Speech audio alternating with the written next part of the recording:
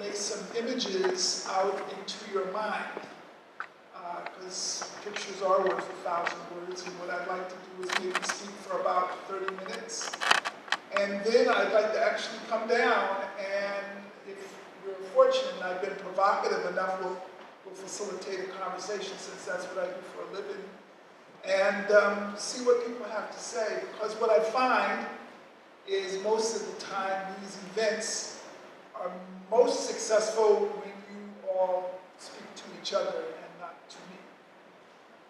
So hopefully that's something you'll think about as you listen and look tonight. So people see images of Martin Luther King and they always think that, okay, he's going to start talking about I have a dream. Well, I'm not. I don't really think coming tonight to talk to you in Charlottesville should be about dreams. I like this word, reconciliation, because it implies a couple of things. First, it implies that there is something that needs to be reconciled. And reconciliation within the context of conflict resolution, the work I do, really means that people have got to first move in their minds, and then they've got to move with their feet and their hands to change some behaviors, change the way they think. And ever since I was a little boy growing up in South Carolina, this idea of the beloved community has been a part of my life because my parents were civil rights activists. And I grew up in the context as a 10-year-old in Charleston, South Carolina, you know, with these conversations all the time, the beloved community. And the idea of the beloved community is very fundamental, I think, to talking about engaging people in decision-making about land use and development, because actually there's no reason to engage people if you don't want community in the first place. So what does it mean when we talk about community? So I'm just going to leave that out there. I talk in most of the work I do about values-based decision-making. And why do I talk about that? Because the conflicts that we often have are embedded in values differences, conflicts around values. So in this image, you see a kind of a pictogram that walks you through some of the elements, some of the dynamics that have to do with values-based decision-making. And for me, it's captured by some of the words you see here: justice, clarifying, integrity, communicating. Ultimately, the process of decision-making requires people to put their feet in other people's shoes so that the decisions that are made work for not you, but for the people you want to be in community with. And to do that, you have to address the question of why aren't you in community now? So I don't know how many years Charlottesville has been here. It's not a new community. It's been here for a little while. So then what I'm really talking about is new norms. How do you begin to define the idea of community in a way that can be tested, in a way in which you can measure progress? So when you think about values-based decision-making, for me, it's for the purpose of recreating civic culture. So I'm just going to put that up. Every place has a civic culture. There's culture, and then where we operate, all of us in this room are representative of Charlotte's civic culture. And as you know, when you talk about culture, culture is either healthy, has integrity, the word Andrea likes to use a lot, has agency. It allows people to see themselves in the culture and to also have the culture be reflected in them. So I want to talk now about civic norms and what it means from the standpoint of looking at what have been historic civic norms. And if you want to really grapple with achieving justice and sustainability, what are some of the new norms? What are the reset norms that you need? So what you see in this diagram is a way, and I look at this audience, and I can estimate that a lot of you are my age. That means you were born in the 50s, maybe the late 40s. Some are not, and that's great. We have intergenerationality here. But you will recognize that a lot of the norms on the right-hand side,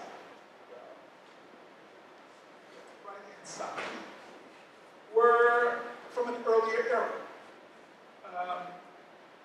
Ideas like win-lose. There would be winners and losers. Competition. May the best idea win. May the best man usually win. The idea that decision-making belongs to elites, people who've been educated in a certain way, people who may have a certain gender or a certain color. And today, I think one of the things that we see all over our country and in our communities that we're grappling with is a change in the norms. People really want less hierarchy. They want a level playing field. They want accessibility. They want to count. It is also, in my experience, this idea of moving from position-based, it depends on what your title is, where you sit in the society, to interest-based decision-making, which more have to do with discovering what interests you share with other people. And fundamentally, where that kind of takes us is that most people all want the same things, believe it or not. Contrary to what we see every day, most people want clean and healthy neighborhoods, good schools for their children. They want services to be efficient and effective that they pay for as taxpayers. I can't imagine, well, let's just test it. Is there anybody in here who doesn't want any of the things I just mentioned? And this is a pretty diverse looking audience. So I think I've, sort of empirically proved my point. Most people want the same things. So that kind of gets to the question of why most people don't have the same things. Because we know that that's true, yes? Yes? Yes. Okay. Now it's important to acknowledge that because this idea of building communities is grounded, this idea of a beloved community is grounded in the notion that at a fundamental level, everybody, more or less, should have the same thing. Everybody. One of the things that I also like to point out when you look at these norms is this question of exclusivity versus inclusivity. And it's very important that I will talk about that, and I'll have a slide about it, because really when you get right down to it, the idea of community comes down to, is it going to be a community that is exclusive or a community that's inclusive? And those are very practical choices that you have to make as you talk about engaging people. Because people are not going to be engaged in community building that's exclusive. People aren't interested in being left out. They're interested in being brought in. I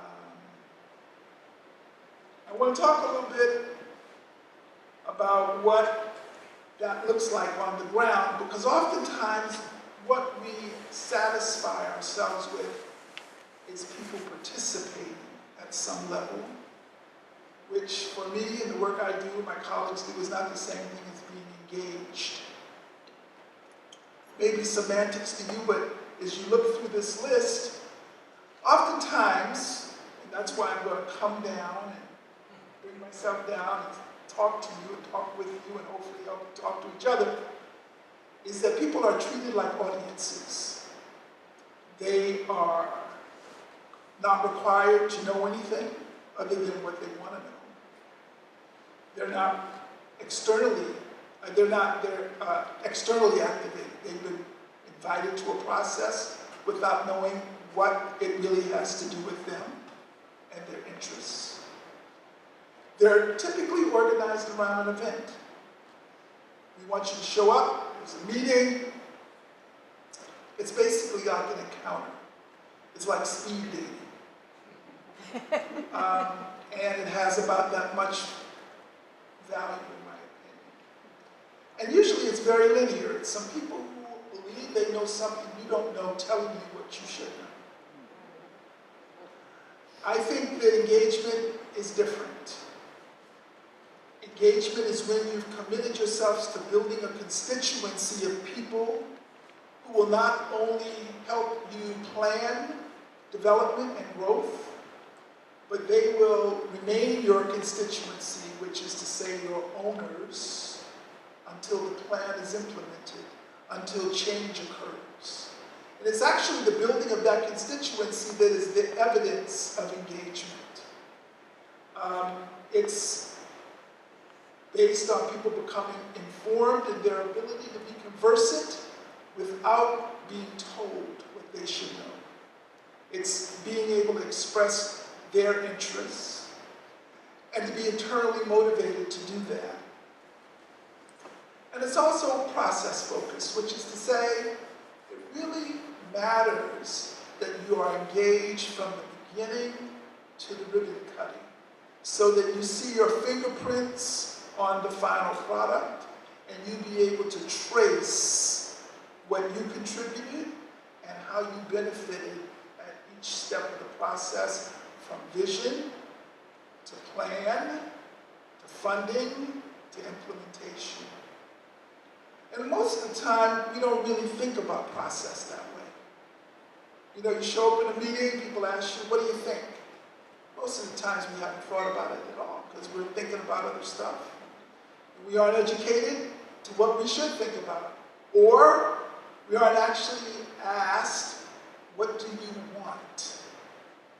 What would you like to have come out of this? What benefits do you want to derive?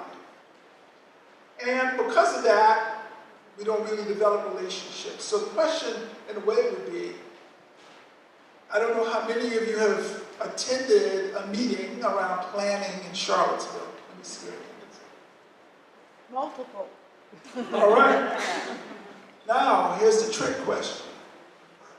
How many of you actually have a relationship with each other where you work on planning? Not as many hands.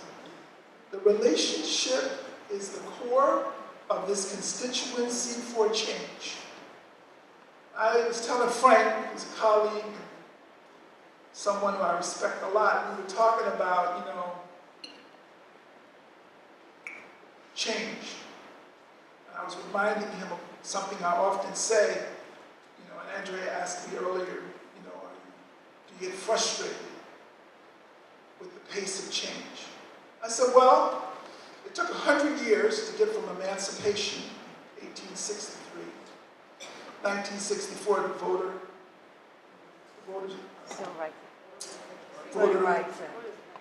Rights Act. That's 100 years. And even after that 100 years in 64, we're still struggling to keep the Voting Rights Act intact, to have its integrity. Believe me, if you're not prepared to wage that kind of battle, to demonstrate and show evidence of that kind of commitment, you really can't be the constituency for change. Because change is hard, and it takes time. I like to talk about the fact that it's got to be multidimensional and multidirectional, which means that it can't just be from the people who are the elites to the people who are the non-elites, whatever that means. And it can't just be targeted people or reading something. There are so many ways now in which we can engage people. I'm happy to see that Andrea's filming this, because this means that for all the people who are not in the room, there'll be a way for them to hear this, hopefully. And maybe she'll even construct a bucket where she can ask, what do you think about this guy? What was he talking about? That's where we are in the 21st century now. It doesn't need to be one-dimensional or one direction. And this idea of developing a civic constituency begins with discerning the difference between interests and education, knowledge, engagement. It really begins with asking a series of questions so that you can develop plans that engage all kinds of different people. We know that people learn in many different ways. I think there are 8 styles of learning. Last time I read about it. We know that some people are more visual learners, some people listen, some people are experiential. When you develop processes to engage people that only work for one style of learning, then you're going to have limited engagement. And so there is really a very thoughtful design. And a lot of the work I and my colleagues do is about design. How do we make sure that we engage people with diversity, looking at it through the lens of age, and gender, culture, and literacy level? And yes, it takes some resources to do that. But my position would be that the idea of a civic constituency means that you're actually, whatever you pay on the front end, you're going to recoup on the back end. Because it takes a bunch of people to get decision makers to commit the resources to see something through that you want done. And that's where the recouping comes in. So I want to just end this section by talking about redefining civic culture. What are some of the ways in which you can measure? You can look at metrics. And these are metrics that, once applied and consistently applied, reliably applied, dependably applied, predictably applied, what develops when that happens? Anybody know what I just defined? Those are the definitions of trust. That's the trust one. And when you don't have trust, it's very hard to build community and very hard to achieve what is fundamental in my experience to doing that around these questions of land use and neighborhood development, and that's build consensus. I'm a big promoter of talking about building consensus because that's how people arrive at win-win decisions. We can talk tonight, we can talk for a long time about what does consensus mean. What consensus doesn't mean is somebody feeling that they're not in the decision, that they're no longer in the picture, that their interests don't matter. It really requires, at a very practical level, that you agree that having everybody stay at the table rather than pushing back is as important as however long and how much time, money, and effort it's going to take to reach the final decision. That the process is as equally important as the outcome. Now that's a big, big ticket, because to get to consensus, you've got to decide to really, really trade off and bargain. You may have to take a little less than you want. And some people will perhaps get a little bit more than they thought they would get. And certainly they will get more than you thought they deserved. But there will have to be that kind of negotiation. Most land use decisions involve 50 years minimum. When you're using public dollars, whether you're using it to fund a public project or you're using it to leverage private dollars, those investments typically are for a minimum of 50 years.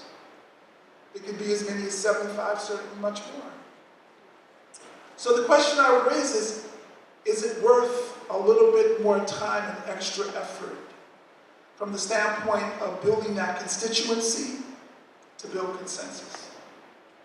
I'll just put that up there as a question. Now, in Washington, D.C., where I've done a lot of work, one of the reasons we were able, and you guys read about Washington. Who's been to Washington in the last 5 years? All right, then. You know that 10 years ago, let's say 15 years ago, Washington was very different than it is today. And there's some reasons for that. There's a reason why somewhere between 800, it's around 800 people now, it slowed down a little bit, it was around 1,500 people a month were moving to Washington, D.C. 2 years ago. It's around 800 now. But that is because an agreement, a civic consensus was built around what kind of city people wanted Washington to become. Cities just don't appear. They just don't pop up. Human beings make decisions about where roads are going to go, and they make decisions about where neighborhoods are going to develop, and they make investment decisions, strategic investment decisions about where dollars are going to be spent. And they usually make them 20 years ahead of time, 10 years at the minimum, because it takes time to get all that resource collected and to implement a plan. And I know that you guys are dealing with something like that here now. You've got a plan, and the question is it going to work for you? Are you going to benefit? So Washington, D.C., I want to use as a background, and you're going to see that essentially what we've done in Washington, D.C., and these are all projects that I and my colleagues have worked on. And it's important because not so much of the number of projects, we're proud of that. We're happy with the influence we've had in creating the city that is there today, but it's really about the things on the borders, on the margins. You have to have a way to reflect and build and grow a strong civic consensus. When you do that, then you can really make change. Let me repeat that. You have to build a strong civic consensus.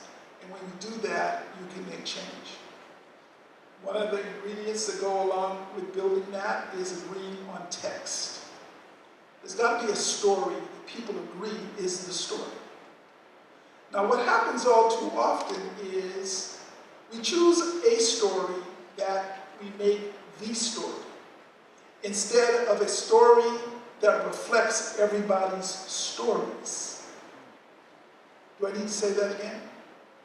We choose a story that we designate as the story, instead of creating a story that reflects everybody's story.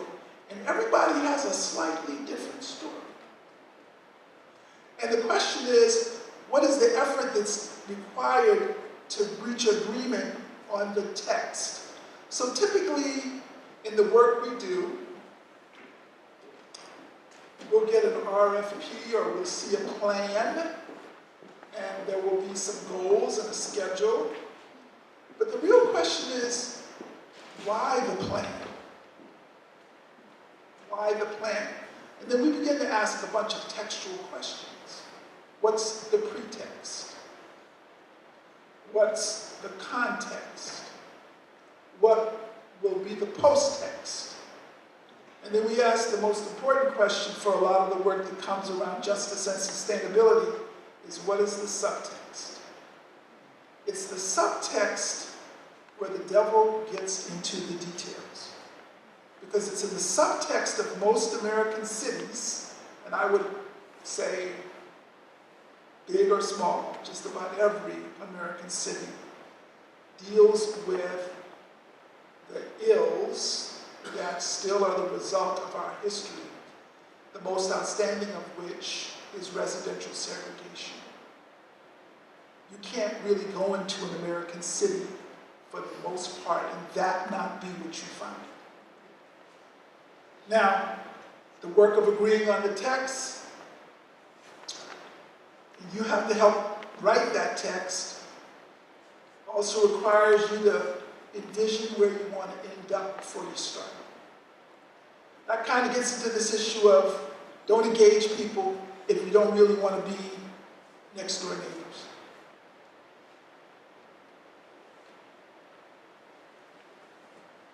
I'm not going to ask people to hold up their hands who want to be next door neighbors to people who are not like them. But fundamentally, that's why we have residential segregation in this country. Because most people don't want to be next door neighbors with people who are not like them.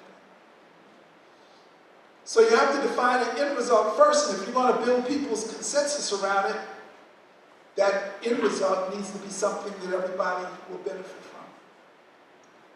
And hopefully, you will be able to honor the disagreements that you develop along the way. And when I say honor the disagreements, it doesn't mean that you have to all want the same thing. It does, however, mean that you really, really respect what other people want. That you create a practical way of honoring their disagreements with you, which is how you get to consensus. When you honor people's differences with you. One of the things that's also very important is, even though I'm a process guy, too much process can kill a good idea. So I always talk about managing your democratic urges. If we want change to happen in our lifetime, we have to do it on some schedule. We have to start and we have to finish. And if we don't do that, we're just talking at each other and past each other. So when you get into your 5th meeting about the same thing, you probably need to figure out how to bring it to a close. As the minister says, land the plane. And then keep in mind that you can do a lot of effort and not change anything. That's called wasting time. Results are the only things that matter in real people's lives. If people's lives don't benefit in a practical and measurable way,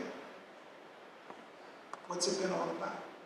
What's all the storm and drum been about? So what you're looking at is the cover of the comprehensive plan. Took 4 years to develop in the District of Columbia, but the District of Columbia made a decision to become an inclusive city. Now, to do that, I recognized that it hadn't been one before. It was a quintessential small town southern city. You ever went to the District of Columbia before 1995, 1999? Nowhere to eat. Residential segregation everywhere. Schools. It was just a backwater. And it had been designed to be a backwater because it didn't even have home rule. The people who ran the District of Columbia were ranking Southern senators and representatives who chaired congressional committees, and they ran the commission that made the decisions about the district. Well, eventually the district got home rule, and it took almost 20 years to reach the point where the leadership, the political and elected leadership of the district, would aim for creating an inclusive city. And do you know why that was what they aimed for? Because they wanted 1,500 people moving there a month. They wanted the taxable revenue. They wanted a city that would grow and become more dense. They wanted a city that worked for more people, that brought people into the local economy, that grew the economy, that diversified the economy so that one institution, in this case the federal government, would not manage the economy. So this vision, really took a lot of work. Over that 4 years, not only did we really reframe the district from what it had been to what it is today, which is 3 cities.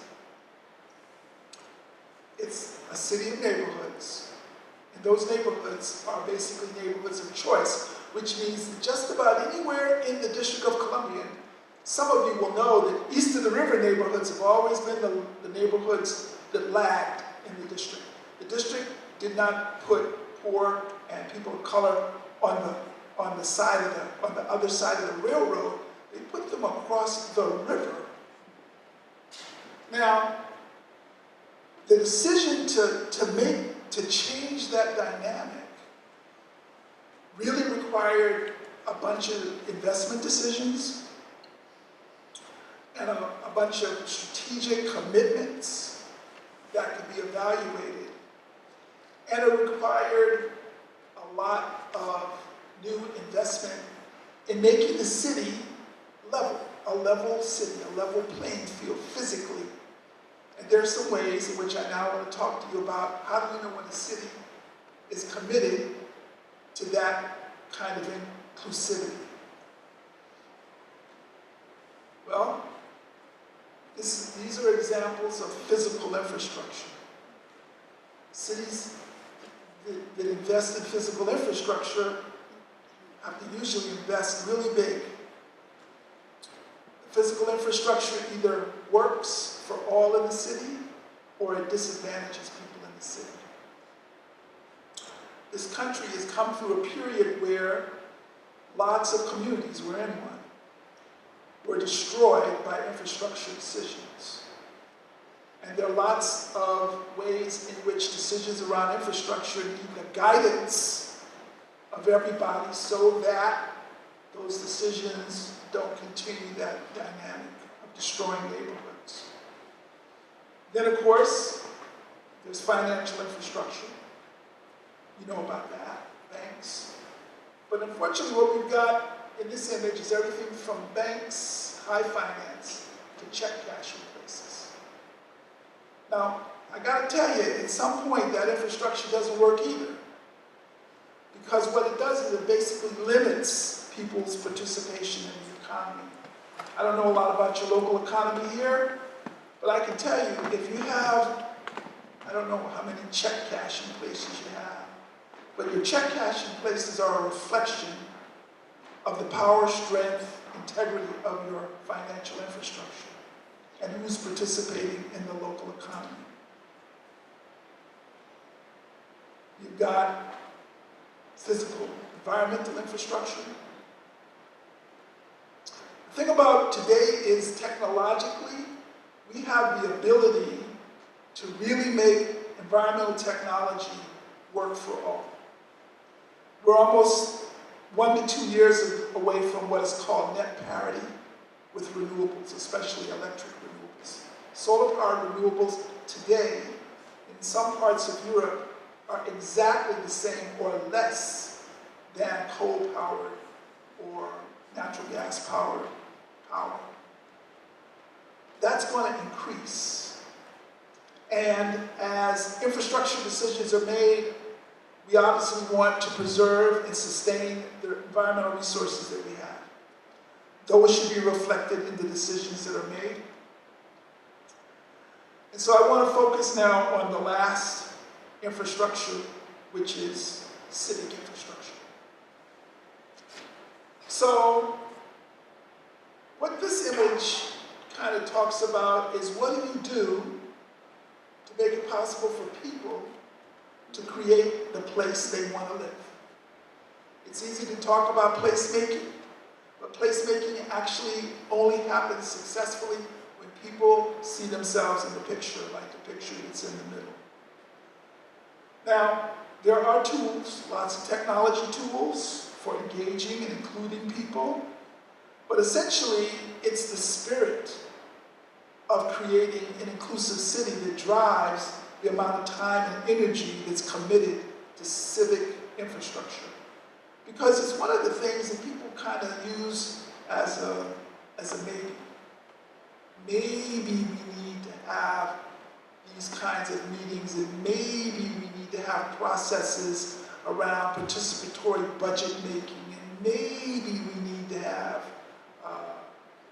more intensive engagement around our physical planning. But today, it's very possible to do when the costs go down every year. So now I'm going to wind down.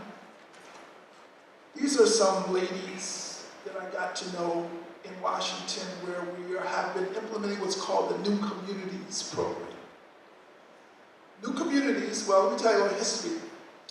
What we call the projects, housing projects, the projects. Some of you here lived in the projects, live in the projects today.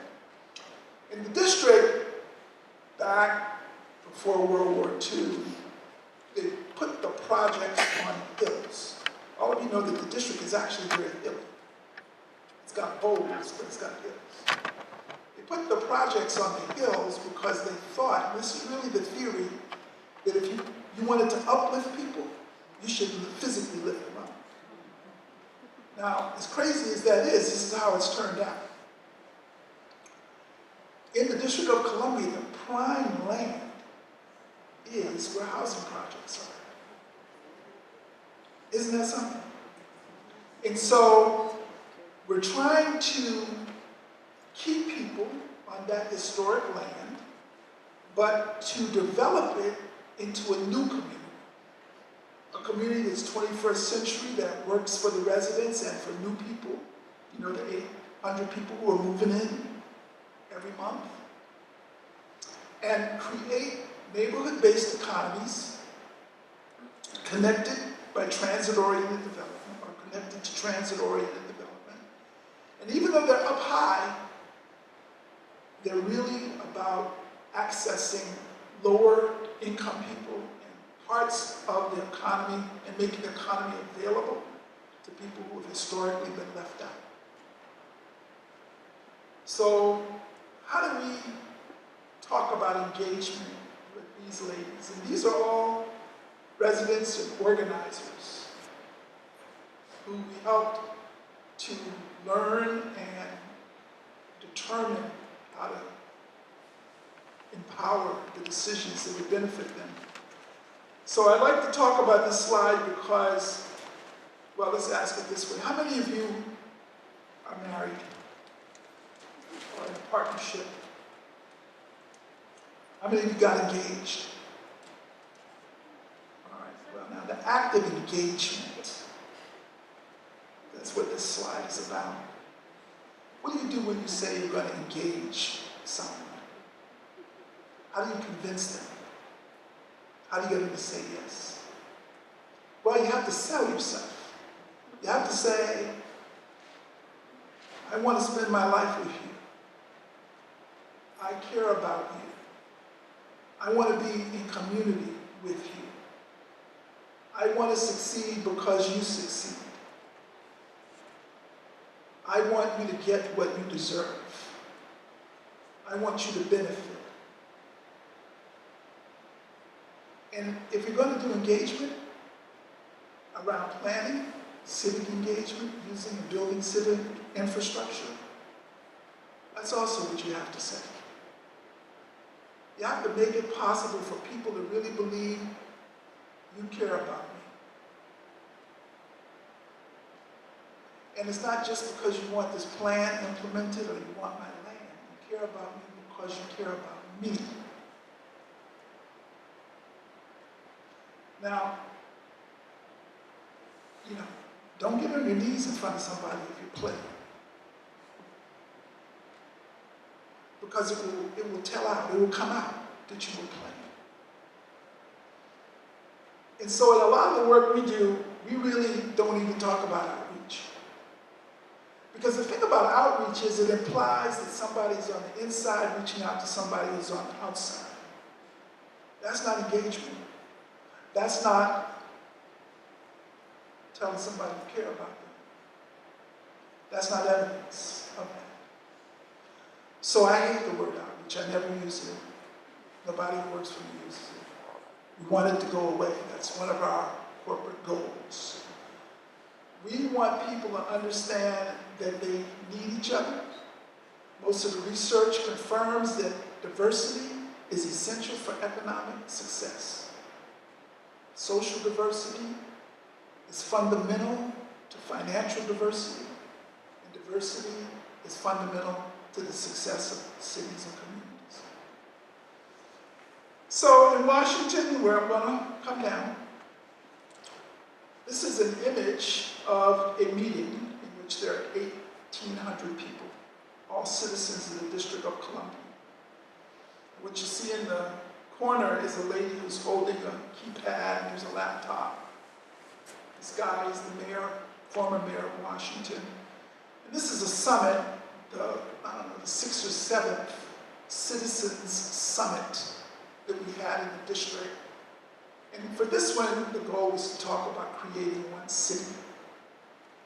One city that would have some metrics that everybody agreed to. And so basically what we did was these 1,800 people were asked to comment on plans, on budgetary commitments to create this one city. And in Washington, D.C., we're actually implementing that plan still today. It has to do with developing the Anacostia waterfront so that it's not just the Potomac River, but it's the Anacostia and the Potomac, and there's a united riverfront in the District of Columbia, because all world-class cities have great waterfronts. Every city has something. You guys are up here on this beautiful mountain. Every time I come up here on the bus, I'm just struck by the beauty as I wind around all those roads. But the question is, while the beauty is there, is the beauty working for everybody? You know, I take the position God put it there, and everybody should benefit from it. Now, here's where a real critical thing around competition will come. Everybody knows that California today is the leading edge of the demographic transition that is going on in the United States. We're the most heterogeneous country in the world. And in California, the state is no longer a majority white state. It is a majority non-white state. Like it or not, that's where the United States of America is going. And you can either be a winner or a loser in that calculation. If you really want all the hotels that you're building here to have visitors come, they're going to have something that meets a lot of people's needs. Because this is really our families. You're looking at a picture of the families you're going to have. I love that statement. Your families are not going to look like they were. This is how they look. Which takes me to my last slide. This idea of creating and being motivated by an all-inclusive spirit of sisterhood and brotherhood, I think that is still a highly relevant statement today, 60 years later. It's as hard today as it was then. Plus we have the added dimension that we have now created a sociology in the country that really is about pitting people against each other. And where that gets reflected the most is in our neighborhoods, in our cities, our towns, our communities. So I want to leave this with you because I think the beloved community is a goal that should be at the core of all of the work that Charlottesville is going to do about creating its future. And I say that fully knowing that that is a mouthful. gotta tell you, I don't think you're gonna get these people to come to Charlottesville, stay, raise their children, and spend their money if you don't do that. That's just my opinion. So, I'm going to come downstairs now. Thank you for your kind attention. I hope I've been provocative enough to get you all to engage in some conversations with me and with each other.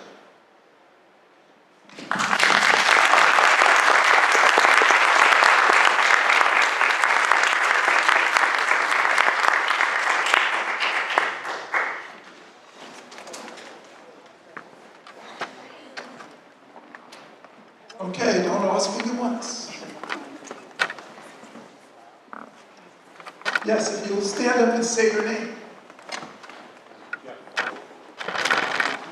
Attractive about the model, but what I think it lacks is a recognition that we live in a system which is designed to enhance competition, which is designed to have poor people, which is required to have poor people, and where the elites run the country. And this has become increasingly apparent in the last decade or so. And one of the problems we face, or I think we face, is how do you overcome the power, the economic power that exists, which seems to be dictating everything in public policy, both on the national level and on the local level. And if we cannot equalize that power, I don't know how we can come to a table and level anything. So Jeff, before you sit down, what's your answer? Well, I would change the system. Tell us more. Economic system. Tell us more. Well, I'm not sure of all of the details, but I would like to get into a conversation that this system is wrong, that the system fosters many of the things that you identify as anti-community, as anti-collectivism, and that we have to have that conversation about changing that system, because we cannot rely on those people to be altruistic. They're there to make money. The corporate structure and the system of incorporation requires them as fiduciaries to make money. And you're not going to have a system of retail sales if you don't have a lot of poor people to maintain a level of competition among workers so that they can get workers to work for as little as $8 or $9 an hour. So let's see if anyone has a view. Can I say that? Who has anything to add? Comment? I do. Yes. My name is Colette. Hi, Colette. Hi there. I definitely agree with that. I think our system is based on the history of imperialism. I was in New York recently where it said gentrification is the modern form of colonialism, where somebody was in Aspen and a group of developers was talking about Charlottesville, and that's the hot place to go. So you have people who are coming here who don't know histories, who don't care about that. And so it's basically neighborhoods up on the auction block, selling the neighborhood to the highest bidder who comes in with a plan, doesn't have any sense of community. And I think we need to, talking about systems, thinking about who these planners and these commissioners are. You might have people who don't really like people who are on these boards. It makes me think of the Myers-Briggs personality test. I think we need a different type of assessment in order to get these people on these boards. How do you feel about diversity and not just the lip service? Oh, I like people. People are all fun, great, passionate. It has to be, how do you feel about nature? What is the role of that? I think we need to ask a different set of questions now of our developers and our planners, so to speak. I think a developer is a huge misnomer. And so we have a history in our country of making these decisions on financial basis that have got us into this position of selling people for finances. Jefferson was approached. Morally, this is wrong. Please stop it. Thomas Jefferson, no. And the argument at that time, it'll ruin our economic base if we stop slavery. And so the fallout is from that now. And we're seeing it in our cities and our commissions and boards and things like that. So we don't have people who are moral and ethical. All right. So I'm going to interrupt you here because I hear you. I heard you, Jeff. What are you going to do about it? Anybody got a comment on that? You got to show up. You have to show up. Stand up. What's your name? Jen. Hey, Jen. And to show them there are more of us than them. Yeah, what do you, That we want to take this back. And that when they show us this 30-year plan of how they're going to do exactly what they did in the 60s, we have to show them, go, no, you're not. This is not what we want for our community. And so until we come up with a plan for what we want, we've got nothing to go in there and say, hey, you're not doing this. so when's your next comp plan? It's always going on. You just finished one. And you guys happy with the result? Who's happy with it? Who's satisfied with the result? Okay, that might be a little intimidating. All right. What do you understand about your comp? I don't know. You don't know? Well, that's a problem. You do know your tax money is going to pay for it, right? Here's a thing that I would say I find as we go around. For a long time, people did not really see themselves in planning, land use planning. I don't know when we lost sight of the fact that power is embedded in land. I don't know when we kind of just said, forget about it. But that's fundamental. All over the world, conflicts are connected to who controls land. And the idea that in this country, you will be able to influence land use decision making when you don't control any land, when you don't own land, when you can't influence, you're not organized to influence decision. I'm not talking about revolution.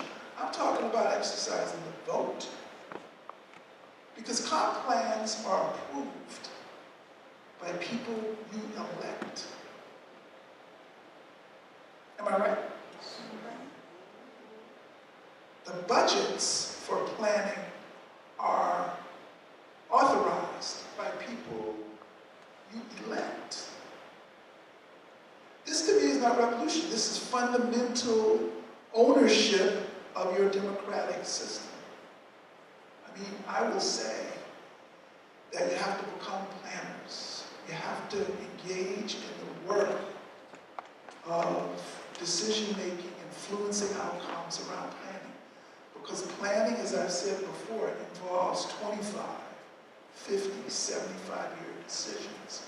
It commits your taxes to a long-range horizon. Other comments or questions? I've got the mic.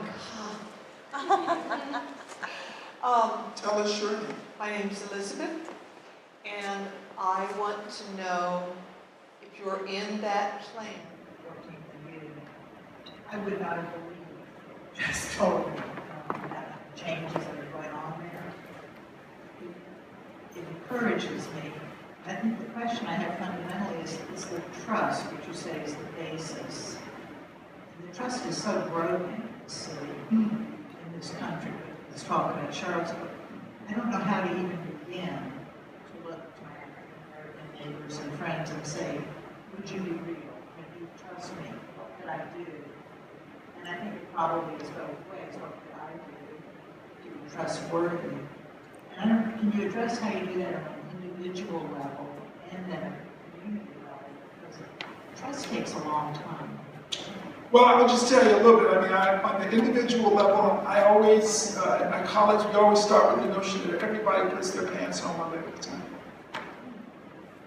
That's a fundamental level, and we build from there. But I'm much more articulate about the institutional trust building. The institutional trust building comes from a civic agreement about what we want. It's starting at the end. Is there a vision of Charlottesville that all of you have bought into? Is there a consensus about what you want Charlottesville to be? Has anyone asked you? Have you told anyone what you want? So, okay. What's your name? My name is Julie Johnson, and I'm a public housing resident, but I'm also a housing advocate. And One thing that I have learned just from traveling, sitting on boards, and people using certain words as empowerment. I think a lot of people want you to be empowered, not for yourself and your community. They want you to be empowered for them and what they're fighting for. And that is the, and they don't think that they're smart enough to know that or to see that. And so then getting the community to be a part of it, because at the consolidation plan, I went to every one of them, but I couldn't get folks in my neighborhood to go because they said you're wasting your time because they're just going to do what they have to do, and so that, and then the class issue, because there are some powerful African American folks who have the history, who could reach back and help because they have a power base, who decide, I'm not fooling with you, and I got what I have.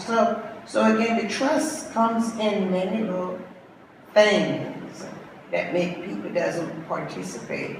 But the ones who do participate, they don't listen. They just continue to do what they want to do. So thank you for that. Again, I'm just going to come back to. And I don't know how to solve it. Well, I will beg to differ with you about that. I suspect there are a lot of people in here who know how to solve it. And I would ask the question, what do you think are some of the ways you solve it? Anybody? Please. You said it earlier, you said, ask the question, what do you want? And the question has to be, You have to ask the question, what do you want to everyone? And that's how we solve the problem. It's a We start. don't know what we want. Who else? Did I see your hand up, sir? Scratch your head. Bitsy had her hand up. Where? Right Bitsy? there. Hi, Bitsy. Hello. I wasn't actually going to speak directly to what Joyce said, but I was going to say that I think to defend our community a little bit, actually, as a person who has been an elected official, there are others here, sat on boards and commissions.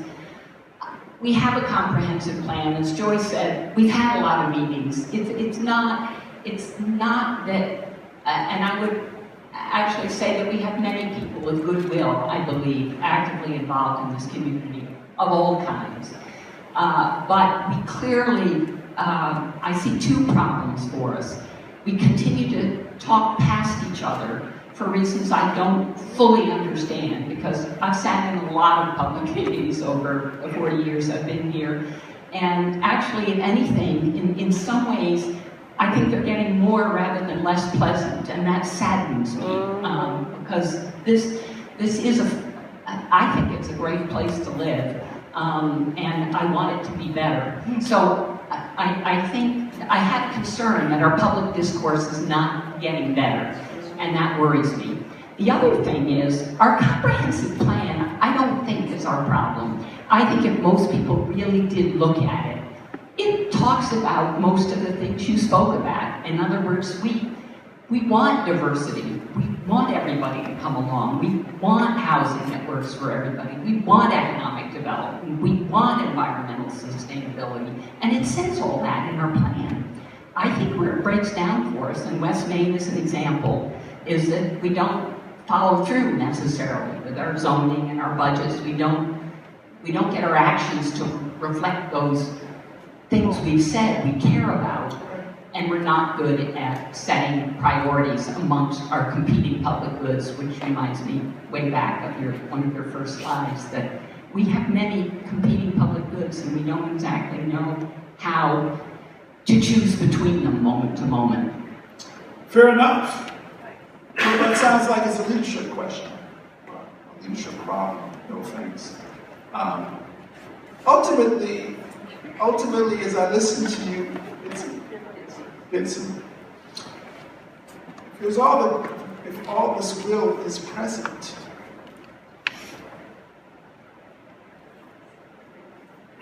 Where's the disconnect? And I'll just put that out there. I would tend to say that the proof is in the pudding because, as I said, effort doesn't really matter, results matter. So it sounds to me like there is not as much in the way of results because what happens is I think success creates success. When people feel like they're benefiting, they engage because they want more. They want to benefit more. Why benefit a little if you can benefit more? But that really raises the bar on delivery, and I heard you say that. So it sounds like, planning without implementation, without making sure that you have the infrastructure and the resources to deliver. And of course, it's sort of like in the families. If you keep telling your son or your daughter, we're going to go to the movies, we're going to get you this thing, we're going to. What happens? Pretty soon you've got a kid that's like, every time you open their mouth, their eyes closed, their ears closed, they disconnect. I understand the problem, but I don't think the solution is complex. I think the solution is at the level of your part of it, your piece of it, begins with your exercising your citizenship rights and responsibilities. Especially the responsibilities. You get what you elect.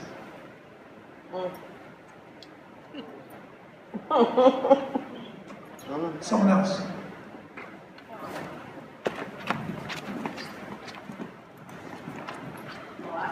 My question, my name is Joan.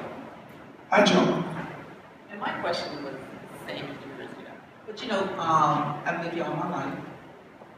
So I've seen all the changes. And the thing about it is, like you said, people have feel like they've been beaten down so much that the trust isn't there, the respect isn't there.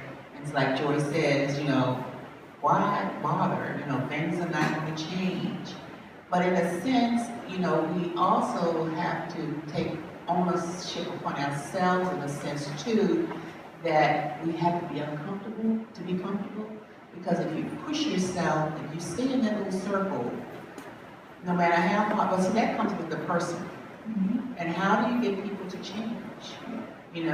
How do you get people to come out? How do you get people to become uncomfortable, to make themselves, push themselves a little bit more than they? Because it's okay. It's great to be comfortable. It's warm and fuzzy. Mm-hmm. Nobody will bother you. You're okay. Mm-hmm. Because you're just like Joy. Joy's been on, in my day, I've been on different boards and things. But if you find yourself you're the only one there and you're really not the token, then you sort of get pushed off the boards because you're not agreeing with, well, why be there? Why just be a piece of the puzzle if you're not there to make a change? And I think a lot of times it happens when you're on things and when you want to make that change. The people that you're with are not really wanting you to be there to make that change. Sure, so I love that because the reason I look back here is there's a word here. It talks about what will not be tolerated. Why are we here in this building? There was a time in my lifetime when we would have not all been here in this building. So what did we decide not to tolerate? I mean, I have to say that I love these slides. I began with Martin and I end with Martin because he wasn't talking about a dream. The man was working every day. He gave his life for principles, basically because he wasn't prepared to tolerate less than what he felt he deserved. And we're all the beneficiaries of his work and people like him. So I always tell my children, we owe.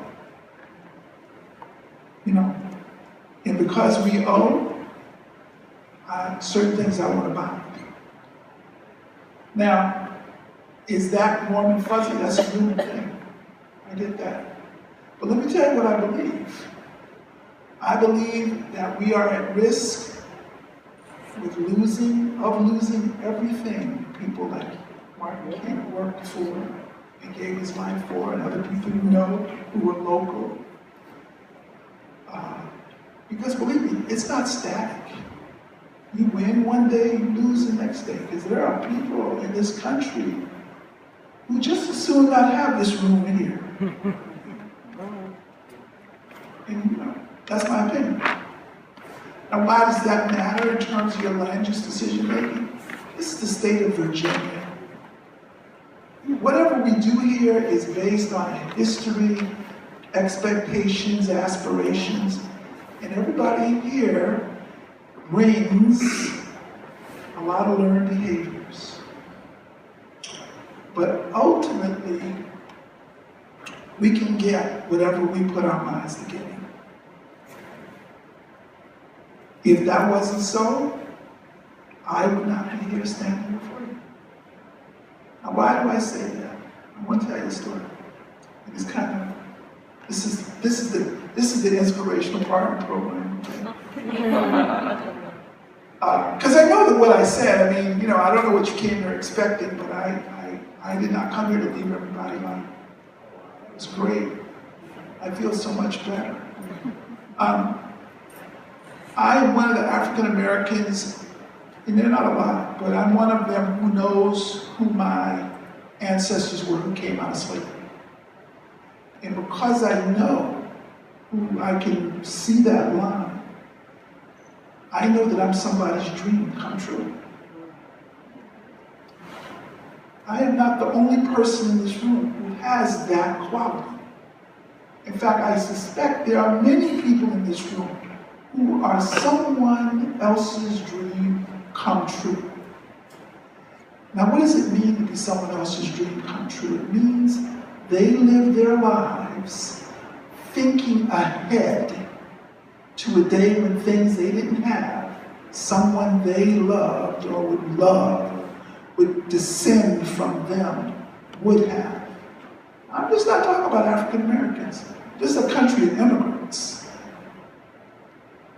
Now, to me, that's really it. You know, as they say, that's it and that's all. This is a country that has been built by people who willed it against all kinds of resistance, opposition, and barriers to be what it is. And people are working on that every day. Because those dreams and the promises of this country are great because they have no shelf life. We can work at them every day. We can make progress every day, and it will still be progress that we make. I do believe that's the exceptionalism of America. That's why people want to come here. Now, I have to say, there are not a lot of young people in this room. But you all owe those young people a little bit more than I'm hearing from you tonight.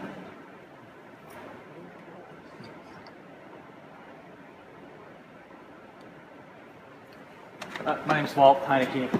Hi, Walt. Hi. I'm really intrigued by what you're saying. I'm trying to think about sort of the response, and I have a question here for you. And that is, I've been teaching a class at the university on citizenship and student activism, and we've been back looking at an old book by a labor organizer named Saul Alinsky. And one of the lessons we've been getting out of that book is this idea that when communities are up against change, they're usually up against, I think Jeff and a few others have mentioned, there's sort of large institutions of power. We have the University of Virginia here, which is has a large impact on the community. We have city and county, and we have companies, corporations that work through the city and the county to sort of get their will across. And it seems to me that the community, I think the community is engaged to know when there's a problem and to come out and speak and identify a problem.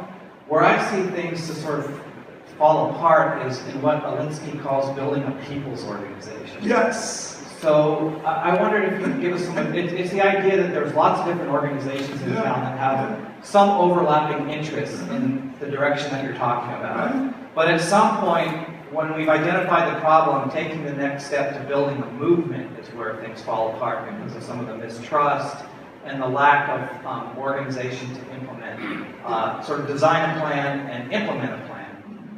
Which brings me to sort of my last point, which is at some point, the community, when it's up against these large economic institutions of power, is at a real disadvantage, right? The playing field isn't equal in terms of getting organized, identifying interests and intentions and design and those kinds of things. And it seems to me, at some point, there needs to be some way to level the playing field. And one of the things I've talked to you about with the President's Commission on Slavery, and its the relationship of the university to the community is, I think the community kind of needs somebody in the middle to help level the playing field in terms of getting access to the technicalities of all these plans. Because I don't think our information in our planning is accessible. I have a PhD, and I don't feel like I can access a lot of the planning information that gets spread around this community. So I think there's an access issue, and I think there's a playing field issue, and I think, can you give us some advice about how to think about building organizations, a people's organization to sort of come together to organize? Yeah, well, I don't know if Andrea, you made everybody signed in, or if you have everybody's email, but one of the first things you can do is to make sure that you can have a follow-up conversation about just that point after tonight. Because I was going to ask the question, what is your leadership for change organization or organizations? Because in the absence of organization, you really are at a limit. It's pretty low. You don't have a way to sustain your aspirations. I mean, if history's taught us nothing, history's taught us you gotta have an organization. On the question of the role of the university, or large institutions, here's what I would say. There's the future and there's the past. We can't undo the past. The only thing we can do is create the future. And I like to use the word aspirational because what people need to do is invest themselves in their aspirations. And they need their institutions to be put to work to help achieve their aspirations, to deliver them. How many different mechanisms do you have for that here? I have no idea. But I have to imagine, just based on the questions and the ways people have interacted here, that you've got a decision to make about what's going to happen in Charlottesville, that you're either going to let it happen and shake your heads, or you're going to organize yourselves, do what Saul Alinsky did, make all the toilets flush at the same time, come up with your own creative way of communicating what you want. And make it possible for people to understand that they're obliged to not just listen to you, but to give you some of what you want. Now, as a mediator, my job, part of what you do, as a facilitator, Frank will say to me, as a facilitator, what you do is you prevent conflicts from getting worse. As a mediator, you resolve existing conflicts and try and help them decrease or go away. Now, at some point in Charlottesville, I think you've got to decide, first of all, to call your conflicts out. If you got conflicts, you got to name them. And you have to do what we do a conflict analysis. Right? We have to analyze what the conflicts are, and then we have to prioritize them. And land use is a very practical arena for doing that. Then you have to do a stakeholder assessment. A lot of you are in this room are stakeholders, that's why you're here, you're stakeholders in the future of Charlottesville. And you bring certain kinds of resources and authority and capacity to the project. Call it Charlottesville Future 2050. I don't know. But you are not without power, resources, capacity. I mean, it's not like you're trying to overturn segregation here. Right? We already did that. So, you know, I think you ought to be encouraged, but you also got to organize. And one of the things we do in the District of Columbia is make sure that when people are in mediations,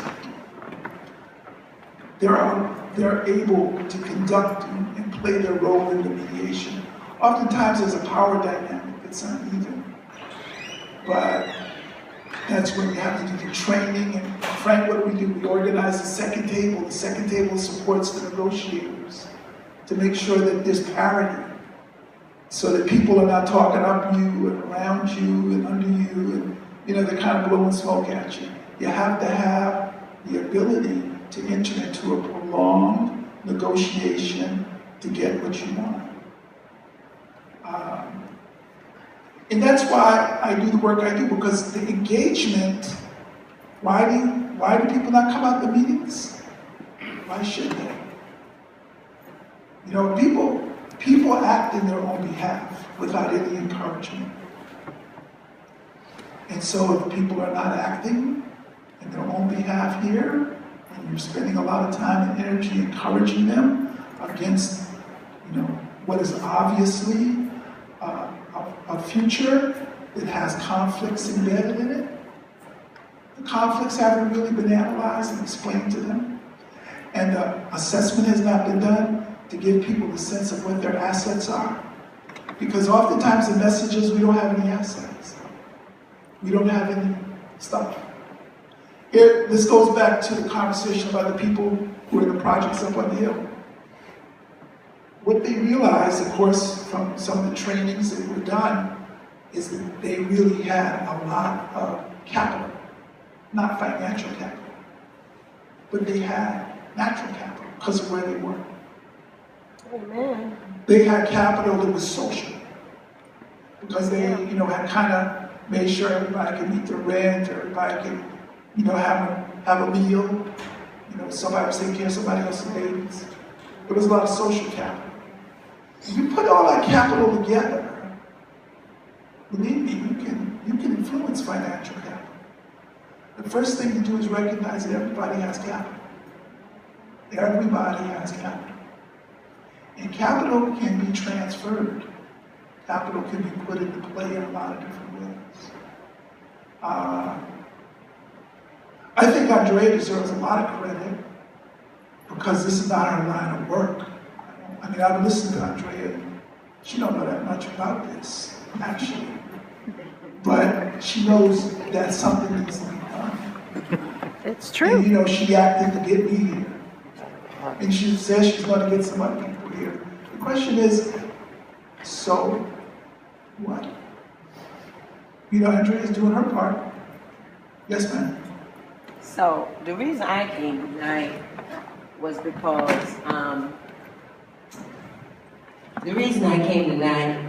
because I had to decide, am I coming here? Am I going to the breakfast, or am I going to city council meeting? And so the reason I decided to come is because I know that they were showing the exhibit on Vinegar Hill, and our public housing sites is a part of the history of Vinegar Hill, especially West Haven. That's the baby that was birthed out of Vinegar Hill. And so that's the oldest public housing site. It is in the city of Charlottesville, and I reside on that site. It is a stone throw to the UVA, so it's that we know and have learned a long time ago. It is precious land.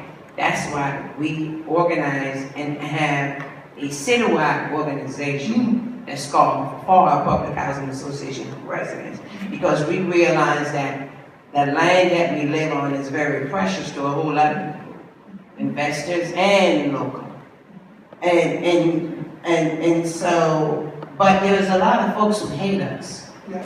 There's a whole lot of folks don't want to deal with us because they see us as adversaries, because we speak on the thing that we are knowledge mostly on, and is what the federal government give us the right to organize. The federal government have rules and regulations that we go by, but when we approach people of power with it, or people of power hear snippets on the news, they just feel like FAR needs to go away, or all we want is just answer for things. But I came here tonight because I wanted to know, how can you talk about now and then when you're not talking to the people of now?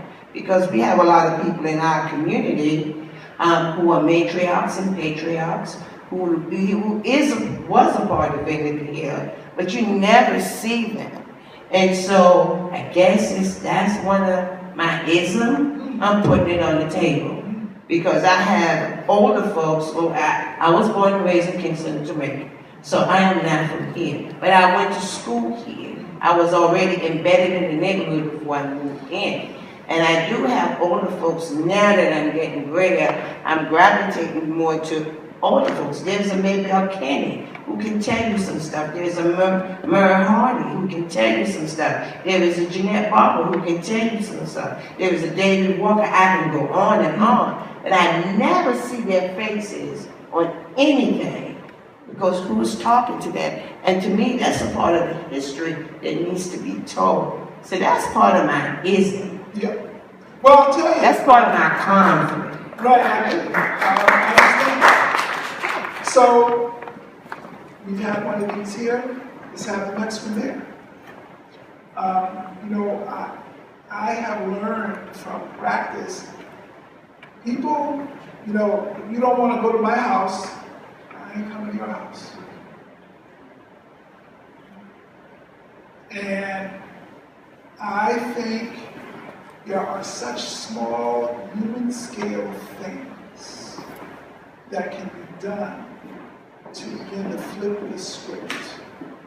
Again, going back to this notion that all human beings want the same thing. They just want to be respected and appreciated. They want to see evidence of caring and commitment. And you don't need to tell us how to do that. It's golden rule stuff. Do unto others as you would have them do unto you. It's really for me. It's just a lot of the success of my work is just fundamentally grounded in that. Now, I'm meeting with the people at the city council in the morning. I accepted the invitation, and I'm not going to say a lot different from what I've said tonight. So I'm not here to solve any problem that Charlottesville doesn't decide it wants to solve. I can't solve the problem. I can help you solve the problem, but only after you've decided that you want it solved. Believe me, I have no intention of getting out and catching your speakers. So I want to encourage you. One more question? You want to take one more question after you? I'm sorry. What did you No. What do you want? No, I was just saying, we'll just take one more question Okay. after you finish, and then we'll take one more. Next question. What's your name? Nancy. Hi, Nancy. Okay. Could you leave us with an example of something that seemed intractable and something that worked out? Okay, that's a great question. I don't have that slide. So I for the last, well, you will appreciate this because you know the story, I think. I told you about it. For the last 5 years, it's actually very similar to your situation here in Charlottesville. For the last 5 years, I've been working with Georgetown University. Georgetown University, you all know that reputation, been here 238 years. Chartered 200 years ago by the U.S. Congress. Got a little bit more history than UVA, just a little.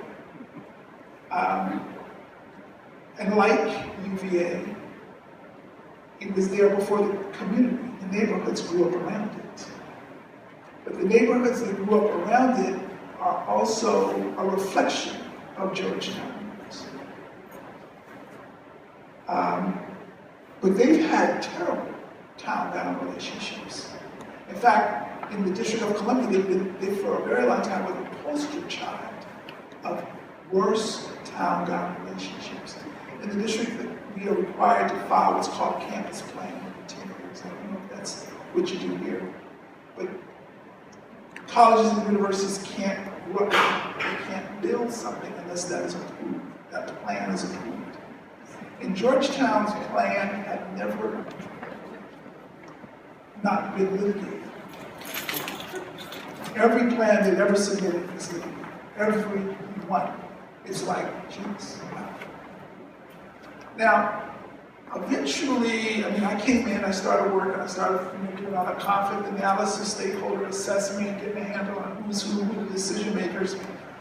But eventually, we negotiated.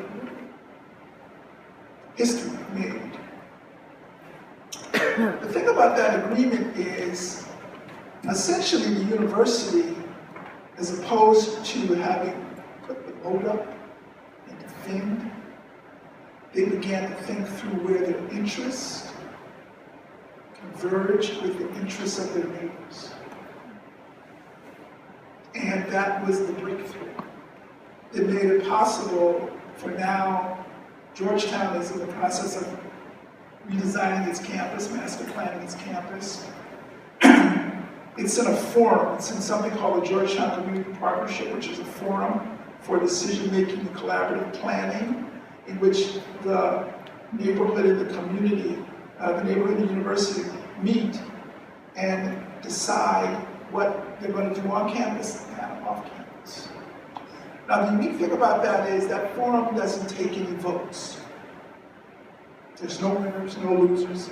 No matter how long it takes, we reach a consensus before we act. Now, some of the most powerful people in the world live in Georgetown, the neighborhood of Georgetown. And some of the smartest people in the world work at Georgetown University. And believe me,